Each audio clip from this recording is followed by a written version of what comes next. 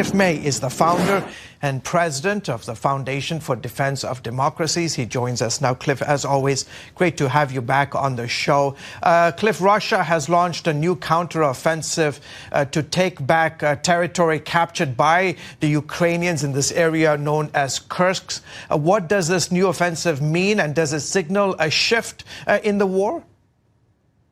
I don't think we really know the answer to those questions. I think certainly Putin is humiliated by having Ukrainians come across the border and take Russian soil. I think that's important for the morale of the Ukrainians. It's also possible that if at some point there's a negotiation, the Ukrainians can say, we give back your soil, you give back ours. That's where we start these negotiations. That's important to do. How effective the troops are in taking back this part of Russia from the Ukrainians, very hard to say until we actually see. There are, plans begin, but once contact is made between two enemies, you never know how things are going to resolve themselves. Yeah, in fact, this is the first time since World War II that any country has actually invaded Russia. So this is a big blow to the Kremlin.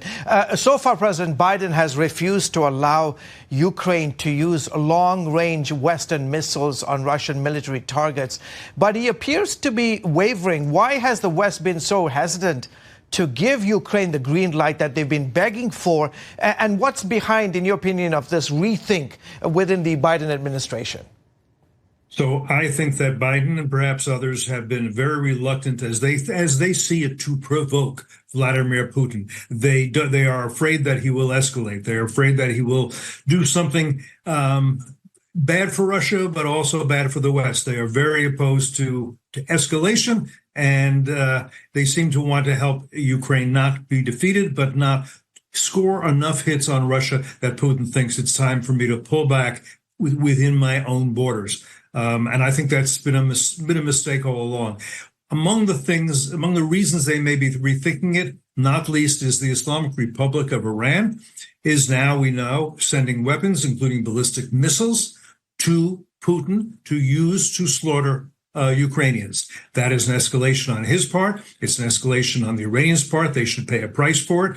I expect and I hope that people in the Biden administration are saying we have to give more support to the Ukrainians. We have to show Putin that he is going to pay a price, and he should, for his aggression, for his war crimes, numerous ones, and for doing what he did to begin with, not on just one occasion, invading a neighbor and trying to force it into what he sees as the new Russian Empire. Yeah, Putin responding to this potential change in the administration's stance. Any change would be an act of war against NATO here. That according to the Kremlin.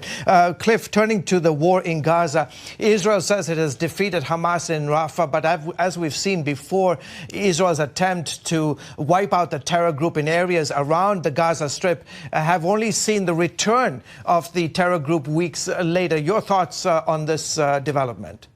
Well, I think this is a landmark in a war that has been long and will continue to be long. I do think that that Hamas is not entirely incapacitated. It is not what it once was. It once was a very formidable military. It is now probably just an insurgency. Because next to Rafah is the Philadelphia corridor, the border with Egypt, there were dozens of tunnels underneath that I think the Israelis have now cut off. That means that Hamas cannot be resupplied, cannot get new ammunition, cannot get new weapons. That is very debilitating. And yes, anybody with Hamas who can get a gun, and there's guns in every home, every mosque, every school, every UNRWA facility, they can do that. But I think it's getting increasingly difficult for them to do anything but take the occasional pot shot. I think they are being slowly incapacitated from a military point of view. And there's more work to do in Gaza, though I think the Israelis really have to worry much more about Hezbollah and the north. As you know, tens of thousands of Israelis have been displaced from their northern communities. And behind all of this is the Islamic Republic of Iran. They are using their proxies, their allies, their foreign legions, Hezbollah, Hamas, the Houthis, Shia militias, all to wage a ring of fire, multi-front war on Israel. And this war is a long way from over. Cliff, we'll have to leave it there. As always, sir, thank you so much for coming on the broadcast. We appreciate your insights.